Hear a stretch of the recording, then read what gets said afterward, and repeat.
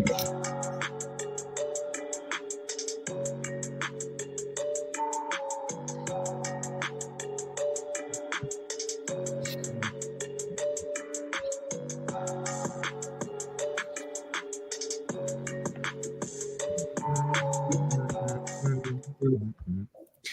welcome back to another episode of the Carlos Taco Show. We're your hosts. We got Miss Patty, we got Mary, we got me, and with us tonight we got Miss Dominique King. How's everybody doing tonight? Hi. welcome. Thank you for having me. Thanks for joining us. Absolutely. And I want to apologize first because I know I was supposed to be on a Thursday, but the meeting ran long and I kept looking at the clock. And so, but thank you for bringing me back. No, we understand. You are a busy woman, and we love that about you. Where there's happenings in the community, you are there. So you're doing the work. And so we're happy. We're excited to talk about it. That's right. All right, everyone. Thanks y'all for joining us. If anyone's out there, our Thursdays, 8 p.m., interviews with amazing community advocates, leaders, folks in our community that are doing amazing work, and we want to uplift them and share out happenings and what we can do to support amazing leaders. So, Miss Dominique, let's start off with, what's going on in the city? Let me go through my list. Yeah, what's going on in the city? Like, it's a lot. What's not going on in the city? Well, some great things are happening in the city right now. So I don't know if you're aware, but we just had the STEM event, the first of its kind here in the city of Antioch, put on by STEM for Real and New Generation Equity. I love to see it because the city of Antioch, we're such an eclectic group. And so when we're talking about how do we start to advance and really bring out the brightness of our city and reach our youth, this was something that I was so excited to see. I actually sat on the ad hoc committee for the Parks and Recreations. That's who oversaw handing out the civic grant engagement, which was $50,000 to various organizations, whether it was nonprofits or businesses that wanted to see positive, wanted to have events that had engagement for the city at large. And this group, New Generation Equity and STEM for Real, were actually recipients of some of that money. And they put that towards the STEM event that they put on. So proud to see that in the city. Also right now, and I don't want to miss out on anything, Starbucks is coming to Contra Loma. They talked about that at City Council. We also had the Just Cause draft, another draft make it through. Yay! And I'm really proud to see the bipartisanship happening on the city council level, usually on the diocese. And I know we hear them say it all the time. We don't always get along, but, and there's something after that. But to really see them working and sometimes interchanging their opinions and thoughts, trying to push this forward has been interesting to watch. And then we have, if you're a disc golf fan, that's moving from Pruitt Ranch to Country Manor. That was a long discussion in Parks and Recreation. And so, yeah, there's just great happenings. New businesses are coming to the city of Antioch. I love that we're small business heavy here and we're proud of it. And so I'm really glad to see that happening. And so, yeah, just lots of things. Thank you. Oh, and the last thing I want to say, there is an appointment open for the Mosquito Commission. And that's a big issue right now. Okay. So that is of interest of you. Please be putting in your applications for that. Do they need any special background, experience? No, I think the number one thing they always have to remember, if you are a concerned citizen and there's a commission that you think you want to be a part of, go put your name in the hat. I love it. The Mosquito. I love it. And y'all, commissions for community, there's different commissions within the city that oversee different happenings. The most recent one that I'm a big fan of is the Police Oversight Commission that got established. But aside from that, all of these commissions oversee decisions being made, right, in different departments. Absolutely. So we have a sales tax commission, we have a planning commission, we have Parks and Recreation Commission, we have the police oversight commission that's just happening right now. There's another one, and there's a mosquito commission that's coming. And then one of the things to note with Parks and Recreation, we're actually under our umbrella is the bicycle. So we actually are going to start talking about how do we improve our bicycle and pedestrian friendly Mhm. traffic or infrastructure. We designated a whole lane, right? I want to be a part of that. Yeah, Carlos. Yeah, so the conversations are happening. So Parks and Recreation meets every third Thursday, 7 p.m. So come out and, really whatever are your concerns, ideas. And what I tell people all the time, don't just come to talk about what the problems are. We love that. We want to hear that. It's a platform to do that. But if you have ideas, and share those too, because it takes a community to really build a city. And so if you have something, come show up and say, and let's go talk to us about it. Yes. You yes. get 2 minutes. 2 minutes. Okay, good to know. I do have some ideas, and I'll bring it for sure. Now that I know, thank you. Okay. Third Thursday. Okay. Third Thursdays, 7 p.m. for the Parks and Commission meeting. And Absolutely. you'll be able to come and see us right after the meeting. Yeah, exactly. Dang. If it Right? doesn't go too late. If it doesn't go too late. Oh, yeah, true. Okay. Mary, you want to take off the next question? Sure. I'm right on it today. I get the best question. I get to say, tell us about yourself and your family. Oh, now I get to brag. Yes. That's my favorite part. So, I like to say that, and as a woman, we lead with our family, and we're proud wives and we're proud mothers. But first and foremost, I am an individual, so I am a proud African American Romani woman. I am the chair for Parks and Recreations. Like I said, I'm the CIO for the Oscar Grant Foundation. I also sit on the NAACP on their executive board, a part of their educational committee. I'm an educational advocate within Contra Costa County. I love doing work right here in Antioch. What else do I do? I've also been the lead for Moms Demand Action, but because I'm running, I've had to step down, and I'm searching for a replacement. There's some great, phenomenal women that want to take the lead on that. So I'm looking forward to the discussions. I'm probably going to leave something out, but where I like to say is like my heart is I am a proud wife. I am a proud mom. I have 3 beautiful children, 2 of which attend Antioch Public Schools. Okay. Aw. I love it. And y'all, Miss Dominique here, her family, her as a whole, they're a unit, and I love seeing that in the community. And leadership comes in different forms, but just your presence there, and speaking when you needed to speak, and just being present, and just being there. I've seen you in churches, I've seen you in local healing circles, I've seen you at the park event for the STEM city councils. Like, this is what we need. And so I'm going to thank you again for just taking the time out of your busy schedule. I know you're busy. And the Nike Collective, you are such an inspiration. Thank you. Couch sometimes to just, what do you say? You say, find your dirt and connect. And really what that transitions to, whether we're talking about health and wellness or we're talking about our community, I'm very intentional about what I do. And so while it's a lot of moving parts, I'm really interconnected, and they all connect in some way, and it all comes back to public service. And so that is my dirt, and that is where I connect. And so I tell people all the time is, find your dirt and connect. And then a part of that, so that moves into something that I did forget. I am a small business owner. My husband and I run Lean In with the Kings, and our newest collaboration is with Nike. And so we put on community runs in the city of Berkeley. And what my hope is to bring the infrastructure for something like a Nike to come to our city and to do some of that community engagement. And so we have community runs that happen every Saturday at 9 a.m. And so every morning as a family, we're out there running and walking.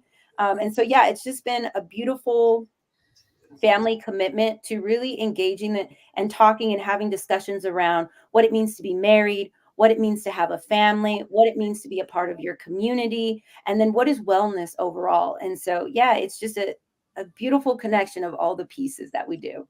Yes, yes. Nice. And you're making it happen. And so we're excited. We'll get to your campaign kickoff later in the convo, but this is what leadership is. Okay. I have a quick question about Nike. Why would it be important for a city like Antioch to bring a company like Nike in to do these runs? Besides, I understand the community piece of it. I just don't understand the corporate piece of it. So when we're talking about, not just Nike here for running, but when you look at Antioch, do we have a shoe store here? We have One little one. King. Nope. Chic. Oh, it's gone now, huh? It's gone. Then we don't have one. So when we're building our community, But we do have one. We have we have Champs. okay, and where is Champs located? Brentwood. Champs is located in Brentwood. by Target in Brentwood. Antioch on Lone Tree. It's not Brentwood. That's Brentwood. Damn near. No, that's Antioch. It's a block from my house. I know. They still consider it Brentwood. So When you get to that Antioch sign, then that's Antioch. Right. when we talk about our city and we look at our infrastructure, ask yourself, what is in my city that makes it home?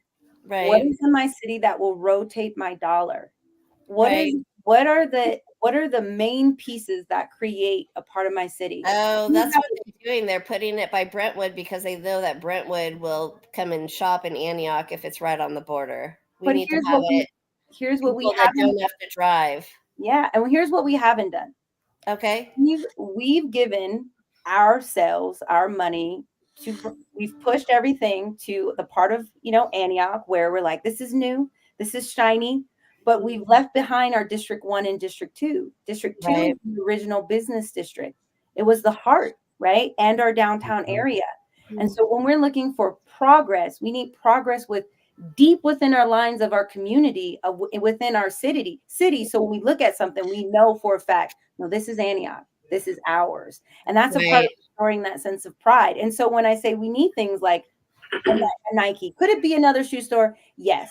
But I happen to partner to collab with them. And in the community, I want them to put a plus size store downtown. I think that would be great for Antioch. I second that. So just when I say that, I say, look at our infrastructure. What does it mean to create our city? And what are the small pieces that say, this is my home? We have some of the best outdoor space. Yes, we do. Oh, yeah. Yes, we do. Antioch has done a phenomenal, and there's a question that's going to come, and I'm going to talk about this. What I love about my city, right? What I love about my city is one of those reasons is we have a beautiful balance of urbanization and nature, right? So 1 minute you're in the bustle of everything happening. Ride your bike 10 minutes, drive 10 minutes. Maybe the walk is a little bit longer, but you can find yourself in the regional parks. Interdispersed between where we live, we have trails, right? We have walkways. Right. We are immersed within our nature, and that's the beautiful thing about our city. And so something like a shoe store that has the right gear for you to get out there is important. So that's one of the reasons why I say it. All right. That's a great answer. We needed that answer because it wasn't at the tip of my tongue. Yeah. That makes a lot of sense. It's in the details. Maybe in some way Nike would give back to the community in YMCA programs or sports and youth, making it more accessible and available. And I don't know, something for Antioch. Antioch there's something that Antioch needs, and a big part of that is healing. And then with healing comes physical fitness is a part of healing. Yeah. And my role, if elected, if and when elective, is we're policymakers, right? The policies that we create and that we trust those like our city manager, our chief, our police to execute.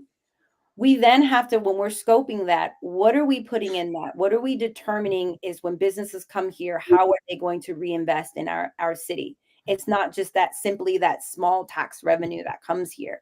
What's the overall investment? And so I think that is a question that we are developing as we grow from being this small town community into this this really bustling urban city.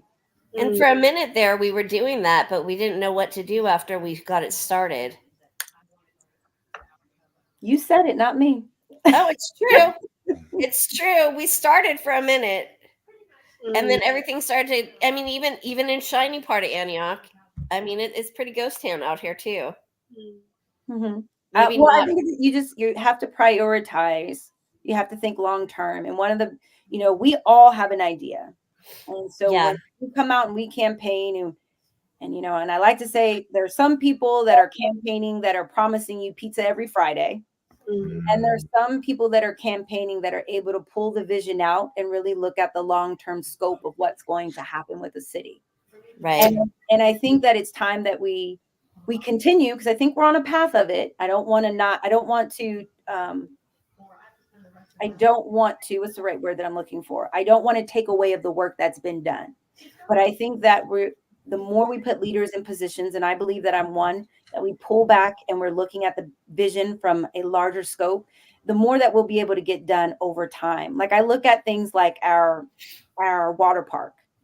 Yeah. We're only now making the investment, which is a huge investment, to rebuild the infrastructure within that water park, where that should have been thought about when they were first creating this idea and implementing and building, right? So now we're backtracking, and those are funds coming out of our current budget, which right now we sit, and I don't want to be wrong about this, but we're somewhere between a $10 million and a $15 million deficit.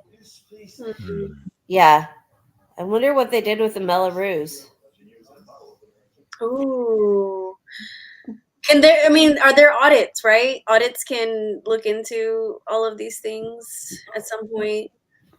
Yeah, and what a lot of people don't realize is that Melrose, even when we're talking about schools, right? The Melrose is only in play for the old part. Like there are some parts of Antioch that never even have to touch that or buy into that. It's the other parts, the older parts that have paid or still paying or carry the weight of that. And so, like I said, it's about taking it from a small visual and this right now in front of me and really looking at what's the sustainable. What will be the future? How am I building the bench or setting it up for the next person to come in? Right. Transitioning to another question, like you have a vision. You have these parts and understanding of the functions of the city and the needs. What's your vision for a better Antioch, and then maybe for the youth? Because we're mothers, a father here. We have little ones, and we want to make sure that their future is secure and safe and loving, and with as much resources as available. But what's your vision for our little city? So what I want to first do is I want to switch that around. Okay. Because what has happened too often is our youth have been the afterthought.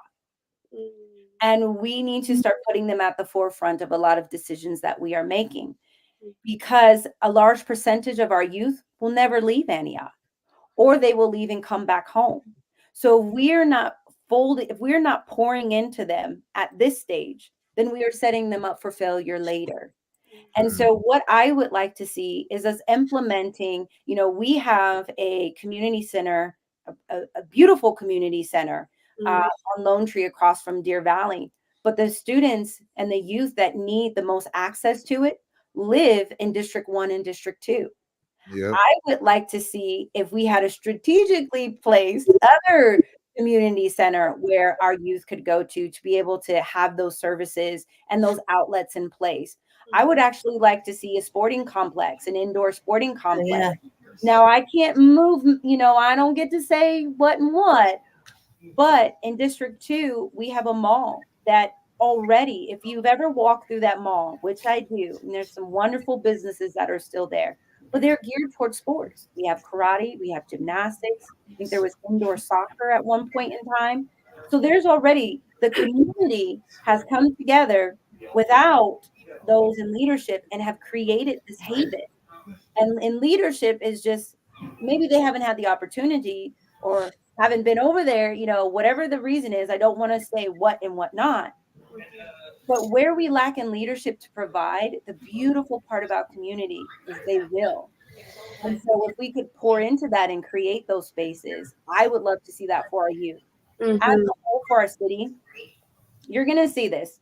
Every campaign is going to have it on their website. They're going to talk about public safety. They're going to talk about infrastructure. They're going to talk about, mental health. But how do we go deeper than that? Every You day, need to make your topic hotter than theirs. yeah. But here's not just that. It has to actually relate. When you read it, it has to resonate with you, right? Yeah. But every day I wake up and every day I'm in this community driving around.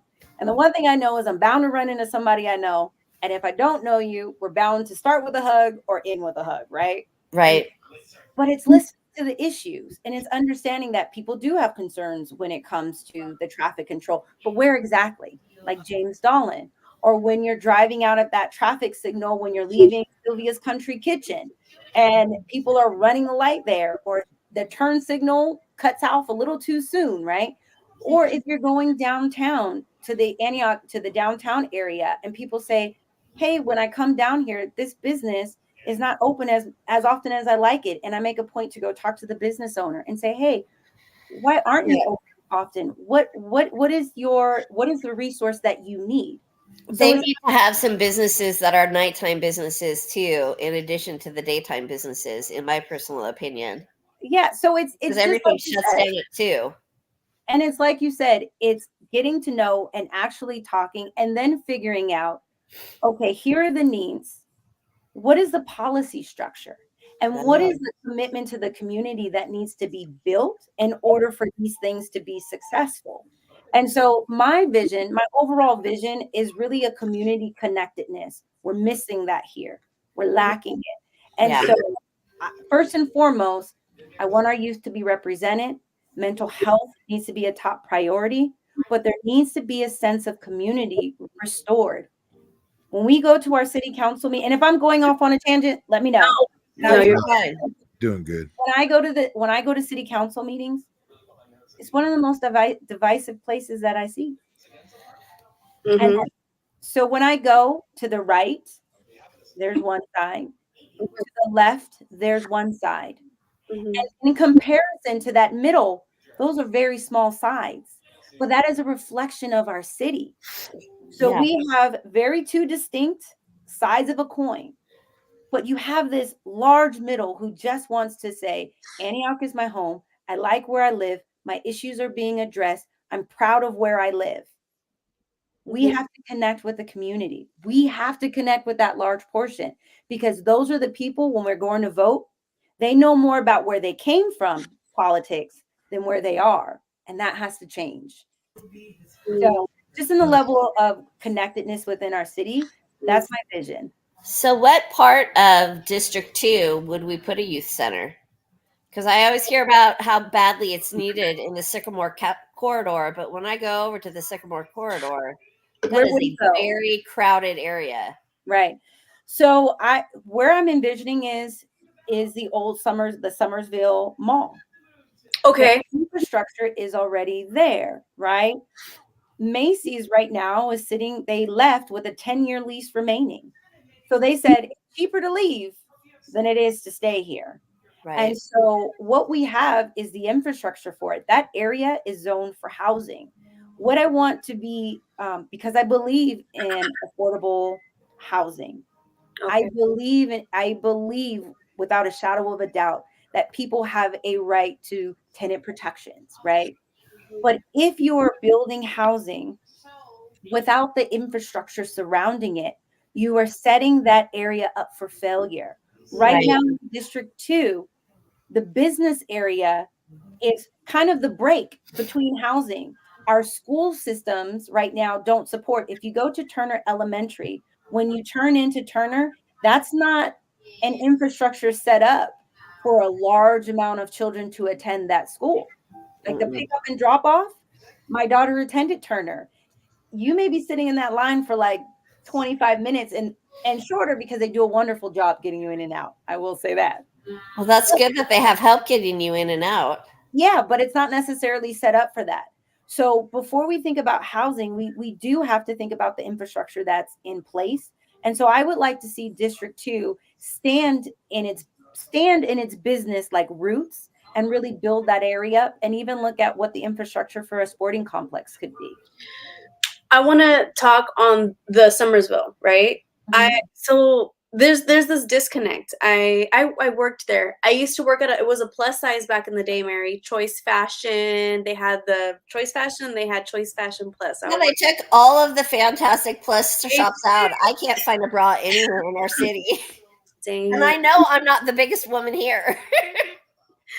So what I've noticed is that you're absolutely right. There are organizations that have taken it upon themselves to be there, and one of them, Beat the Streets, is one. Tracy. Yes. And then you have all the gyms, the physical, but there's also a lot of empty closed shops now. Absolutely. When I see that place, I'm like, oh my God, this could be like a full-on resource space for our community, and there could be a set transportation systems just there. Now, what the disconnect that I want to talk about is when I went in to speak to the nonprofits at one point, they have the what's that called? Like the map, the list of, and that organization wasn't even listed on there. And I'm like, wow, so whoever's managing that doesn't take the time to care and put these existing organizations, update the damn table, the little sign. Why not? I mean, it's just disrespectful to the organizations that are there doing a lot of work, in my opinion. I agree. So, I thought Carlos was going to add something to that. Oh, you're muted. Oh, you're muted. Round 2. How's that? Is that better? Yes. All right. My bad. I'm all. No, I was just thinking out loud. I know, and I guess my expression showed it'd be a good place for a nonprofit another nonprofit organization that's coming up soon. We'll talk. Oh, yeah. Speaking of that nonprofit organization, I want to talk to you off the clock about an idea I have. All right. Sounds good. We want that in District 2. We'll tell you about it at the end. Okay. So the disconnect that you're speaking of is very real. And this goes into intentionality when people are coming into our city to make money off of our city. It's about aligning and saying, here's our expectations. And it's even in how we represent ourselves as a city. So if you're coming into a city that has expectations, you're going to upkeep the expectations, right? And so this even goes into when we talk about our corporate landlords. What are their expectations? Where are we holding them accountable? What have been our efforts to actually intentionally, collaboratively work with them? And so I don't want to speak to what city council members are doing because I don't know, and I don't want to pretend or that I do know. But really what I'm looking for as a community member is the engagement piece. How often are you meeting with them? Is there transparency when you're meeting with them? What is the line in the sand of expectations? Because what we know is corporate landlord, or they can afford, or I'm sorry, not corporate landlords, that's on the housing end. Commercial landlords, right? What we know is that here in Antioch, there are many of them that are kind of like, take it or leave it. It is what it is. And our small businesses are having to overcompensate for a lot of the issues, which means the turnover for small business is going to be very high over time. And so what I would like to have is just better lines of communication.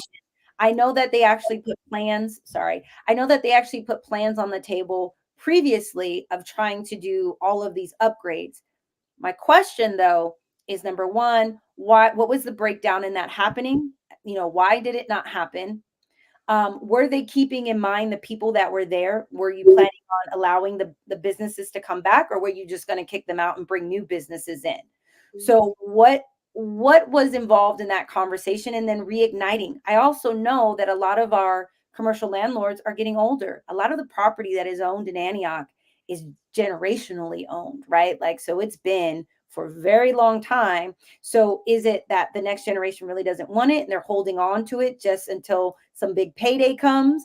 Or is it the corporate, the commercial landlords that are there now are just, maybe they're older and really don't want to put the time into it? What are the issues that we're having? And so that just takes a lot of open communication between members of city council and those property owners. Yes. No, and that's a real thing. The landlords, I mean, I do community engagement and with Monument Impact part-time, but the pictures, the experiences, the health hazards, the trauma, the fear of potentially becoming homeless is very real. Mhm. And there is no process. What I'm learning is that we've put these policies into place, but for instance, the anti-harassment, okay, rent cap, but somehow rents are still going up through loopholes in utilities, and then folks are still facing forms of harassment like nails in tires, being threatened with eviction if like their children chalk on the sidewalk, or saying things like, "Oh, you can't have guests; you will be evicted." Like it's pretty like, and so we're working on documenting and just hearing all the families and tenants' stories, because otherwise it goes untold, and it's important to shed light on it. And I'm glad that you're aware of that, and that there needs to be better communication from all around. And we have to buy in. We can't. I want to, because I believe housing is a universal right. Mm, mhm, But and I don't want to put a but, because that then just erases everything that I said. I want to expand upon the conversation. mhm, We have to keep in mind every stakeholder that mm, is a part of the process. mhm, Because if we're not building relationships with our landlords, right? If we're not incentivizing them and reward and building up a rapport, or even our policies are reflecting for them to have some, you know, for them to feel like there is an incentive. I want to do this. I can continue doing this. We have to look at everybody, right? mm, We have to bring everybody to the table and really have those conversations, because what we're going to be left with is a lot of people that have the potential to maybe want to buy and rent, but they're afraid to. And so, and there's a conversation that goes around, well, if you're doing the right thing, then you don't have anything to worry about. But there's an education piece that comes with that. So how are we educating them so that they understand what is on the table, what they're signing up for, what they're responsible for? And so that's just a part of, like I said, that community connectedness, mhm, having those conversations, building open lines of communication, and then pulling the vision together instead of all of these separate pieces, and everybody thinks that their way is the right way. And so it's just engaging everyone in the process. And mhm, even the homeowners. I'm a homeowner, right? I want to know that my renters, because I want to know that we're all on the same page in my community. And mhm, that if I can be a resource or help them, whether they're a renter or a fellow owner, that mhm, I'm in community with them and that I can be there and help them if I can. mhm, So it's just there's great work happening. mhm, I just want to see us at the end of it. mhm. It feels like a community process. Yeah, no, a process for sure. Not Um, a long one. I don't want it to be like 10 years. ah, right. Okay, let's move with some urgency, right? Let's move with discernment, but let's Okay, not procrastinate. right. Okay. Okay, I have a question about communications and the environments within the school district, the city. It's like I don't know, there's just a big disconnect between the city, the school. Is there a way that you think that the school and the city can unify and be on the same page? I've asked this before, and I was told no, they're completely separate. But as a city, I just it would be more effective if everyone was just synchronized together, working together, because then you end up with maybe some hostile environments that have come up recently with staff members and victims coming forward. How do we protect like folks that are working and experiencing this? Can the city step in? Can there be some connection to hold people accountable, or just overall improve the standards, the work standards, and the ethics? What do you think? Can it be done? So there's 3 parts of what you're asking me, and so Okay. I'm gonna try to, and if I miss a part, remind me. Okay. So the city and the school district are 2 separate Mm, entities, right? And you said something. You said, "Can the city step in?" And I'm gonna say no, mm, right? And the no is the legal term, but I'm saying no personally because we should not take the responsibility out of those elected officials that sit on the school board's hand, mm, right? mm, So if there is a decision that needs to be made as to what is happening right now within the AUSD, then we have to both respect the process mm, and respect and hope that those board members are doing both the morally right thing as well as the procedural, the procedure, doing following procedure in the right way, mm, right? So I don't want to say let's move the buck to somebody else to take care of this issue, right?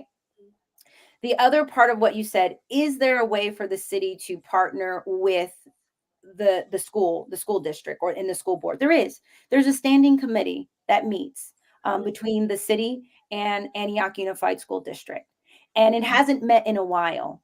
And so where I want to pair this information, right? Where I want to like pair it, the AUSD just had an equity audit that was done by INCUST. And I wrote down because I don't want to miss the letters and rearrange them. So INCUST is the National Center for Urban School Transformation. And they have 18 years of research and work within what they do. And so it is the first of its kind that came to AUSD. And what they did was perform an equity and excellence audit.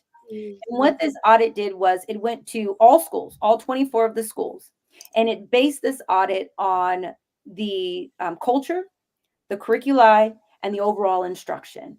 And within those 3 areas, it obviously went even deeper, right? So how do the kids relate to the curriculum? What is the overall culture of the district, and what is the culture within these individual schools? And then the instruction. How are teachers, educators relaying the instruction? Which ways, what tools and resources are they utilizing? Is it beneficial? People, as a parent, I was absolutely excited, and I had the pleasure of being a part of one of the interview process at one of my daughter's schools. The concern was, is this audit coming in and they're going to speak to all the things that are bad about our school district? And that wasn't the case. What they were going in to do was to highlight what are the strengths? Where are we starting from? What are all the great things that are happening? And then what are the areas of concern? Where do we need to be working? Where do we need to structure resource at to pull them from here to here? And one of my issues when I ran for school board was I don't want to celebrate failure anymore. I don't want to celebrate the fact that we're not meeting the needs of our students, right? Because whether you're moving 2% or 50%, if your scale is still failure, that's an issue for me, right? And that's not against students, and that's not me being hard on teachers. That's me saying that there's something in this circle that's not working, and I'm tired of saying, oh yes, this circle is working. I want to remove the circle and we need to do something different, right? yeah. So with this audit, they came in, they did this audit, and right now there's a commission that meets that's really unpacking what the information was. But how this relates to the city. With this information that they're able to gather, they can then meet at these meetings, these commission meetings, and really dive into it. This is what we're facing in our district with our youth. This is what's happening in the culture. This is what's happening, how they're relating. The city can then use that information, and this is a small piece, use that information to then structure what programs are we going to create in our city for our youth? What are we going to offer our youth as recreational outlets? What are we going to highlight to bring the youth to our council of teens that's going to interest them? How do we put in place economic resources to families, right? Because 77% of the youth within the AUSD are classified as socially, economically disenfranchised. 77%. I think from the last time, I think it was about 77%. So how do we take this information that we know, bring it into this commission meeting, or bring it into this committee meeting, and then take that and create the program and resourcing within our city? That's how that's the big way that we can work with our school district, and a powerful one. So that's just one way that I look at it. Last thing I want to say, unequivocally, without a doubt, I stand with every individual that came forward, and I thank them for their bravery, because it takes a lot. People put their lives, their livelihood, their pride, their ego on the line to speak out. And their stories, because I pretty much met every school board, have never changed, right? So I don't want to victim shame. I don't want to victim blame. I support them. But I also support us putting the power, responsibility, and accountability on our school board to do what's right procedurally and morally. 100%. Good job. I mean, this is like man, solutions. I'm hearing solutions, because there are clear problems, and we can all, this is wrong, but I'm hearing legitimate, realistic courses of action to make our community better. And for folks out there to know, what is an equity audit? Well, an equity audit goes into data, reports, everything. And those numbers, they come back with the statistics and make an analysis. Why was this important? Because of what Ms. Dominique here mentioned, is the failure rate of students, and the lack of quality education was showing. And I attended a number of school board meetings asking for an equity audit, other families as well. And I remember, just the no sense of urgency from the leadership. And it was an excuse after an excuse that they couldn't do all 24 schools, that they were only going to audit 8 of the schools. And then it turned back around like, hey, 100% audit all the schools. Absolutely. That's what needed to be done. And so we have to give credit to our board. Yes. Because they did, when it came time and they said no all, they said yes. Mm-hmm. And they could have easily said no, but unanimously they said yes. And so I always give credit to where credit is due, because it happened, and it's to the parents and the families, the administrators, the educators who pushed it as well. So that's what it looks like when community asserts itself and they say, no, we want this, we're pushing for this, and the board does the job. You get something like an INCUS coming to Antioch. And so, yeah, collective power. Okay. Leadership. Okay, look, you know this, but in your opinion, okay, yeah, what is leadership to you? Mm-hmm. What is leadership to you? My favorite quote is, if service is beneath you, leadership will always be beyond you. And so leadership to me means being of service. I wake up every day prepared to be in service. Leadership is being humble enough and having the discernment to know that your voice is not the only voice. Leadership is understanding that when I walk into a room, whether I'm in that space with that position, I'm still accountable, right? There's a level of transparency that comes along with leadership. Leadership is being able to say, I'm wrong. I don't have the best idea. Leadership is relying on other people and saying, I don't want to be the smartest person in the room. I always say, if I'm the smartest person in the room, I'm the first fool, because I actually believe that, right? So leadership is not just about being the most powerful. It's not about being the loudest. It's not about my name is the first name to sign on everything. It's someone that has the accountability, the discernment, the vision to be of service and to put people before themselves. And so that's what I believe leadership is. Yeah, so I do believe that you would be very capable of breaking barriers in the city. You've already been championing just in your presence and being a voice and an advocate. So yes. Is there anything we want to talk about your campaign kickoff coming up? Shall we transition to that? Yes, I'm excited. And okay, so last thing I would say is this. People always ask, how are you going to engage your community? I do it every day. And I look forward to it. So I'm not necessarily worried about that. Breaking barriers in this city, we need a coming together.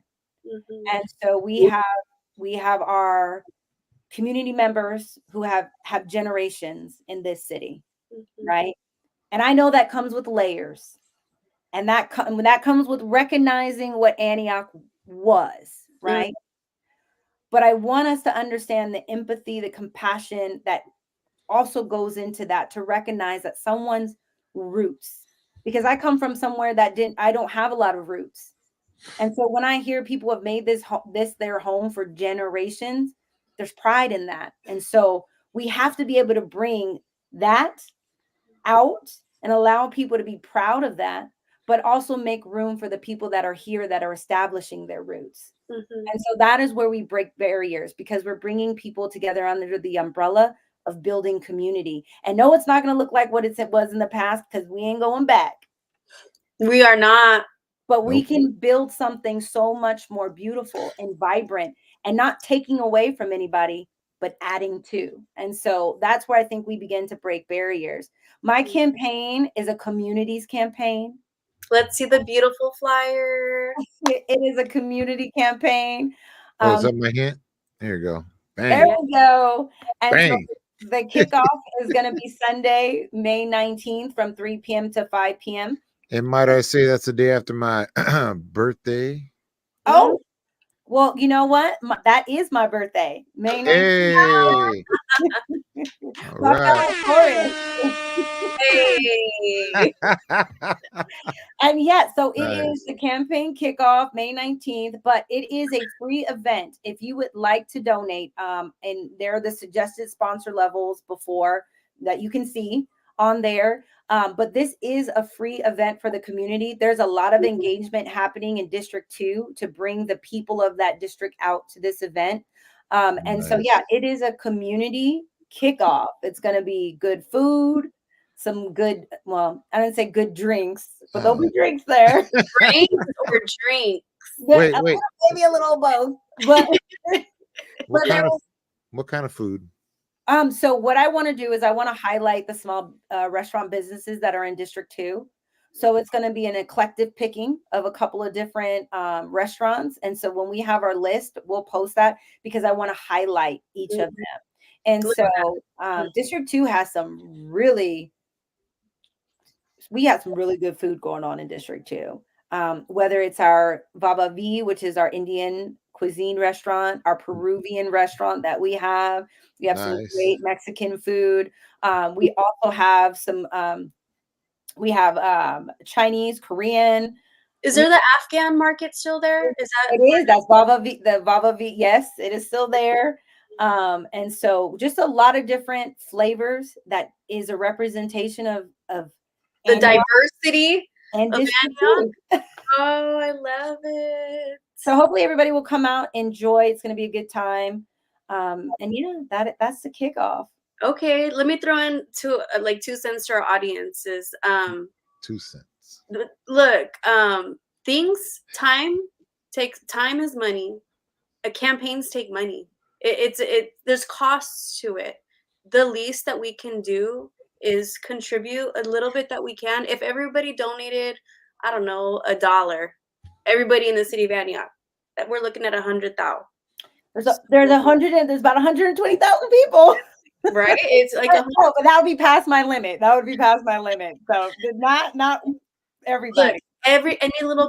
Any little bit helps, especially for leaders that are putting themselves out on the forefront to advocate and fight for this social change and social positivity that our community needs. I'm so excited that we're blessed. We're lucky to have leadership like yourself to you. take Yeah. on this challenge. You did. I remember you ran in the school board, I did. and if I remember correctly, it was against Mary Rocha. Yeah, I did. That was very brave. That was so brave, and I was so hopeful.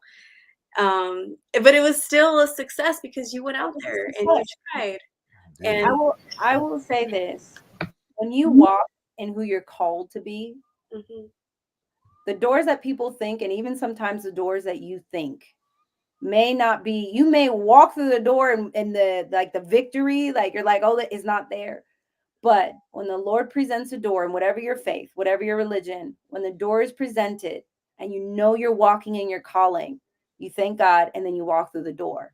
mhm. The outcome of that is just preparing you for the next part of your journey. And so I am proud of that race. Mary, in her own right, I may not agree with all of her politics now, but Mary, in her own right, at one time was a revolutionary here in Antioch. She was an organizer here in Antioch. Her first school board race, of her time, she was actually considered like she was rousing the roost, right? And so we're all just trying to create the change in our own way. I think we just have to make sure that although we have our vision, we're willing to bring people to expand our own and to pour into theirs as well. So Mhm. I'm excited for the process. No one had to tell me no one had to tell me I run. I wake up and I go to those city council meetings, and the first thing in the car, my husband's like, okay, what would you have done? And I'm like, okay, let's have the conversation. Mhm. So let me ask you this: as a mom, Yeah. when you bring your kids to the meetings, Mm-hmm. do they follow along or are they bored? I mean, Oh, are my they kids follow interested? along. Because my kids, they're like, I'm like, you want to go? They're like, no. Yeah, so what we have in our family, we have a rule. You have to civically engage in some way. Okay. And so my oldest daughter is the second vice president for the NAACP. My other daughter is a treasurer for the youth NAACP. Both are on the East County Youth NAACP. Right. Nice. Nadia actually works for NAMI Contra Costa County, which is, they center mental health. My children are very civically engaged because they understand what it means and what it could look like if they're not. But we also take the moment to honor that they're still children, right? They're still youth. And so when they want to go, they come, and sometimes they can last the whole meeting. Sometimes they can't. And so when we need to leave, we do, but when they are there, whether they're, looking directly at them afterwards, there's a conversation. We have kitchen talk conversation all the time about what's going on in our city because they have opinions and they feel very strongly about certain things. And sometimes we disagree, but it's in the conversations where we begin to understand each other. Yeah, my older kids are a little bit more involved civically than my younger ones. My number 4, he's terrified I'm going to get shot one day. Oh my gosh. Oh, he's terrified. I believe that. Yeah. As an advocate, I mean, that's the risk that advocates take. Well, yeah, and it's usually I don't talk a lot. Mhm. Some places I do, but I don't talk a lot at city council. But when I do talk, it's because I really, really, really believe in it deep down in my soul. Yeah. And that's when they get worried because that's when everybody decides that I'm, too left for Antioch and I'm not sundown enough. But I'm okay with that. Yeah. And We're definitely not going back to the sundown, but ooh. but what I'm sorry that is the reality because it is a reality. Yeah. And I usually only talk about housing, like mostly corporate housing coming in and not letting people buy. That's You were a big champion in the police reform, Mary. You were a big champion and advocate in that. So yes, you were. Yes, you are. Okay. Yeah. But my dad said he felt the same sentiment. Like when I was organizing and helping with 2020, he was like, hey, I don't want, he said, I don't want the KKK coming here. Mm-mm. That was my dad's reality. When my husband was running, we had somebody say that they were going to come protest at our house. Have you had anybody do that to you yet? To me, Yeah. no. I've had people that made when during my run made some comments, you know, and I guess it's like the form of bullying. Mm, My response when they did it, I was actually at the celebration of life for my friend who had just passed away from breast cancer. Oh, wow. And she was passing during that campaign, and I had the beautiful chance to have the last like real one-to-one with her before she went nonverbal.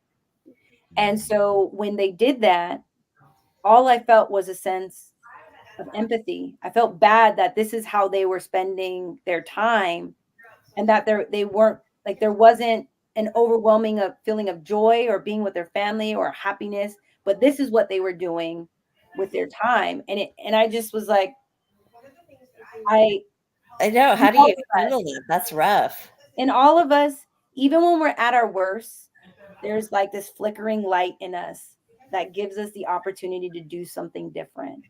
And so I have to lend the belief that everybody has it. People are slow to it. Some people never make their way back to it, but it is there. And so I'm sorry that that was and is your experience. I know in many cases. What I want to say this because I want to not correlate one and one. Oh, no, I wasn't correlating one and one. We have issues with we've have had issues with our police department. Oh. But what I want to say this because I know we're running out of time. My husband is in law enforcement. He's a very nice guy too. My husband is a little ways away from retirement. No way. He got into this profession because he said, if I don't, who will? Right. Right. And he works in the city. He works in the city surrounding the city where he grew up. Okay. What I believe is that we have to allow our reform process to work. We have to trust in those who are bringing the leaders to our city to lead. Mm-hmm. And we have to continue to hold accountable with the expectation and the hope that they will do their job with empathy and compassion. mm-hmm. Right. And so I don't want us, while we have to hold accountable and there are issues that are happening within our police department, we do have to get to a place where we start to focus on rebuilding. And so I don't want us to automatically correlate what people outside the badge are doing and then correlate everybody with the badge as doing. Oh no, they're not the same. They're definitely different. There's definitely different color eggs in the carton. Oh yeah. And I think we're doing great. I think we are doing great work. We have some ways to go, but I remain hopeful that we can restore a sense of trust within our department. Yeah. I do too.